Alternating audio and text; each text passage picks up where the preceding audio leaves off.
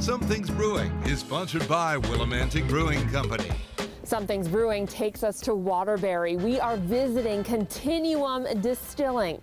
They opened in mid-January. Now for all you beer lovers, don't worry because they use beer to make the spirits. Brandon Collins joining us now, owner of Continuum Distilling. Nice to be here. Thank you for coming.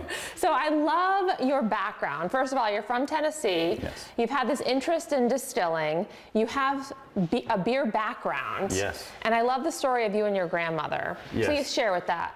Well, my grandmother was the sweetest old lady, but one of the greatest things, and probably the picture that you've seen, is our love for Mule Day. Mule Day is the hometown celebration in my hometown of Columbia, Tennessee. I grew up around whiskey country. You know, Tennessee whiskey is the greatest thing that you can get. You know, Jack Daniels, George Dickel, went to those distilleries with my parents when I was at a very young age, had that aroma that was in the air from the open fermentation that was going on. And it was something that when I got later on into college, I worked at a whiskey bar and was actually able to appreciate the higher class whiskeys that were available and just the flavors that developed over time. And when I had a chance to work for Black Hog Brewing in Oxford, was able to see that there was a way that beer and spirits could coincide. And you've made it happen. Yes, thank you. So let's talk about the three spirits you make. The first one is a beer whiskey. Yes, that's our chard. Chard is made from the maltier beers, the darker beers, you know, porters, stouts, brown ales, even lagers that just really have this malt forward aroma.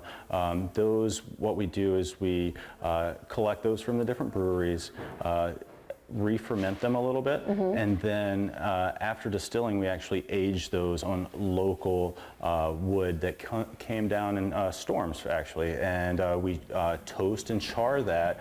Gives it this nice bold flavor.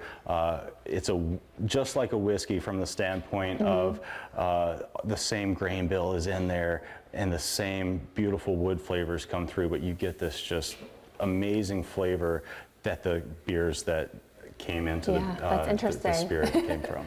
All right, so the next one is your rum, and that's made, you said, with beer yeast? Yeah, so what we do is we use blackstrap molasses, something I actually grew up on eating, you know, molasses and biscuits, just a flavor that was really personal to me, and I wanted to use that as my base for my rum. Well, what I did is I then took it's harvested yeast after they do a fermentation of beer, and that's what I use to ferment out the rum, and it just gives us this round, bold flavor that is very unique to a white rum.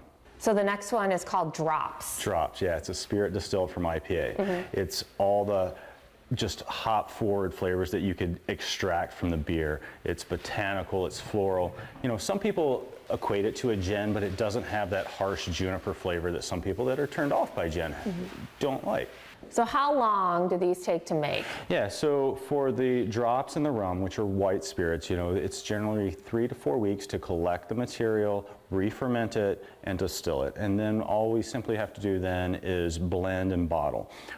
For the chard, it's usually a year or more, you know, because the same initial process is in play, but the aging process really is what takes over. And that, you know, we don't time. We wait till it's ready. So you are open. What can people expect when they walk in? So we're open Fridays through Sundays. You come in and do a tour. We'll talk about our process, and we'll give you a little sample of all our spirits, and maybe even a specialty little cocktail at the end. All right, awesome. And you have a crew with you today? Yeah, my partner Jim and Tyler Jones from Black Hog. Awesome. Cheers, guys. Cheers. Thanks for having us. This is fun. Yeah.